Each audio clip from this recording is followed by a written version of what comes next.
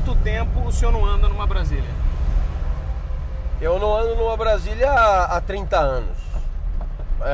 E eu tô chutando para te dar uma resposta, mas eu não, evidentemente que eu não tenho essa resposta, mas há muito tempo, com certeza há muito tempo. O senhor já teve uma Brasília? Não, o meu pai tinha Variant, que é uma prima da Brasília, menos charmosa, menos conhecida, menos popular, mas o meu pai tinha Variant, teve umas 3 ou 4, ele era fã. Então, mas Brasília realmente só assim esporadicamente. E a cidade de Brasília, qual a sua relação com Brasília? Então, eu fiz um trabalho em Brasília, no Senado, na época da Constituinte, analisando as sugestões populares endereçadas à Constituinte. Então eu passei em Brasília praticamente um ano.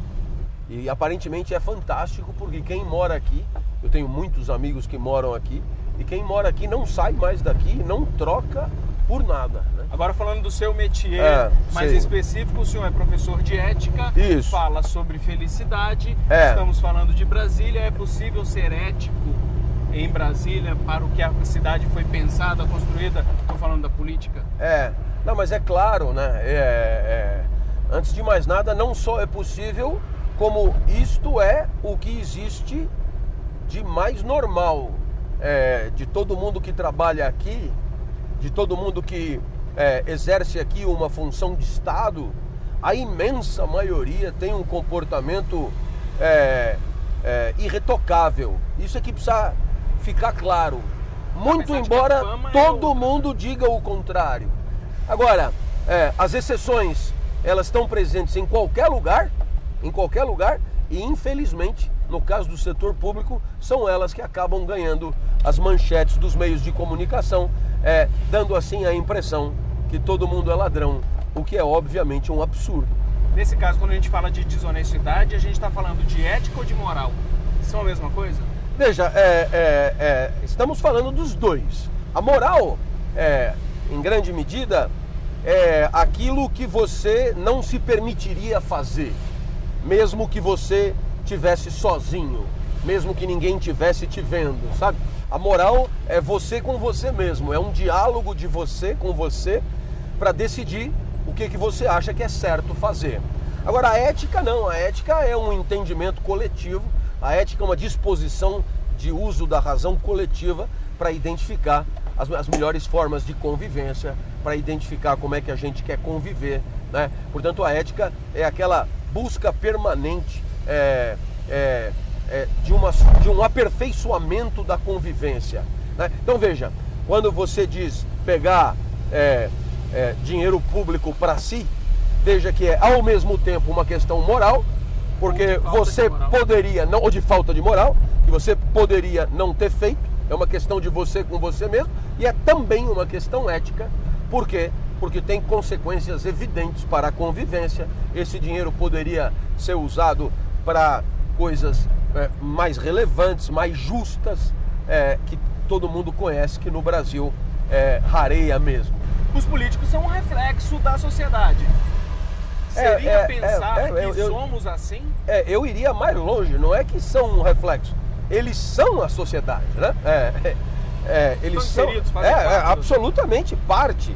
Nesse sentido, essa fronteira simbólica que se estabelece entre nós e eles, ela é muito cômoda, quase que para todo mundo. Então, tem uma parte suja da sociedade que fica em Brasília, que são os ladrões. E na hora que você convence todo mundo que os ladrões estão num determinado lugar, isso tem dois efeitos. Mas o principal deles é acreditar que fora dali os ladrões não estão, né? Quer dizer, você joga a luz em cima de um certo segmento e você, de certa forma, distrai todo mundo do resto. Né? Se trocar esse segmento, solucionou. Como se fosse, né? Quando a gente fala sobre as manifestações que aconteceram em Brasília, foi um lugar de manifestações muito importantes. O Congresso foi ameaçado de ser invadido. Isso. Faz parte disso tudo, de uma postura moral, de uma postura ética, de um cansaço, talvez, dessa corrupção. É uma tomada de consciência de que a sociedade pode ser diferente do que ela é.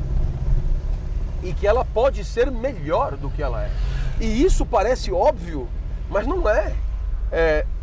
No cotidiano e na rotina do cotidiano, acabamos acreditando que tudo é assim, porque tem que ser assim, porque só pode ser assim, porque não tem outro jeito, etc. É a ordem natural dessa então, quer dizer, quando você vai pra rua gritar, é sinal que você tomou consciência de uma coisa importantíssima. É assim, mas poderia não ser.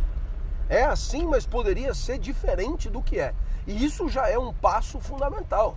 Por quê? Porque na hora que você percebe que as coisas podem mudar, né, aí você tem um processo, a meu ver, sem volta. Né? Porque já que pode mudar, então vamos fazer acontecer do jeito que todos nós acreditamos ser o melhor. Mas houve consciência, porque afinal morreu. A competência para manifestar,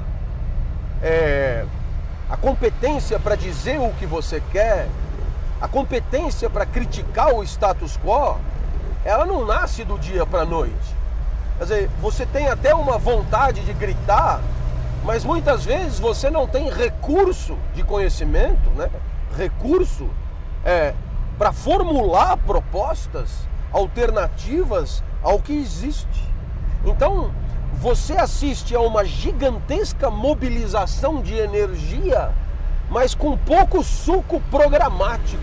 Você se debatendo. Né? Gente se debatendo, mas gente sem condição de formular com clareza e com coerência, mudar como? Mudar em que sentido?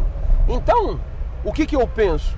Eu penso que tudo isso é um gigantesco aprendizado para uma sociedade jovem e que engatinha nessa ética participativa.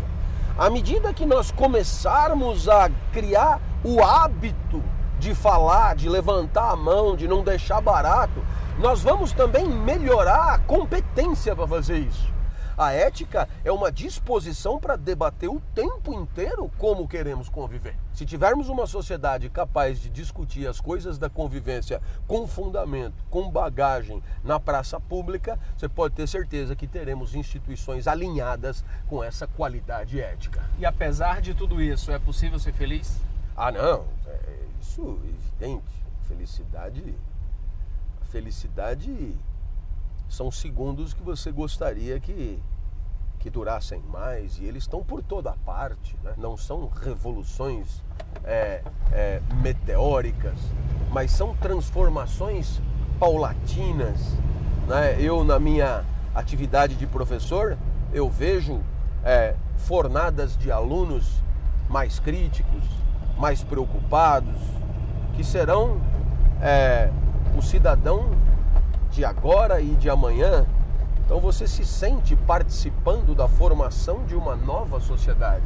A nossa felicidade depende muito do quanto a gente proporciona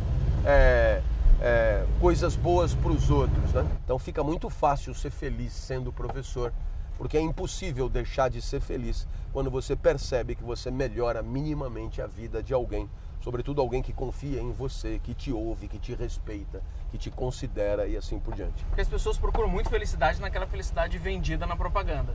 Eu tenho dinheiro, eu tenho uma casa com piscina, eu viajo para a Europa todo ano e consigo comprar minhas coisas e tenho uma família bonita, feliz, com pão e margarina na mesa. Pois é. Isso é ser feliz.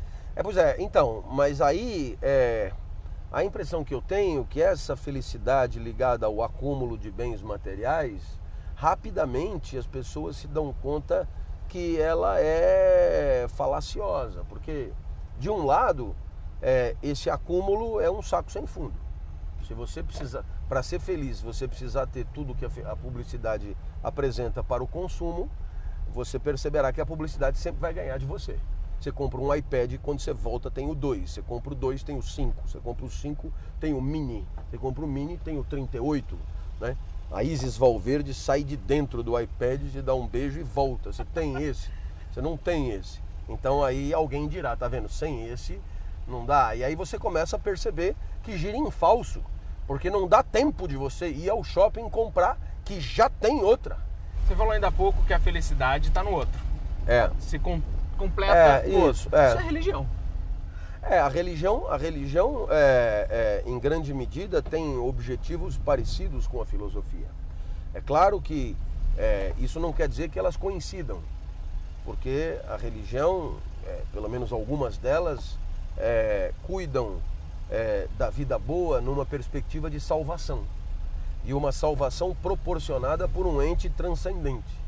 Enquanto que a filosofia, de certa maneira, discute a vida boa graças aos teus recursos de inteligência e de razão.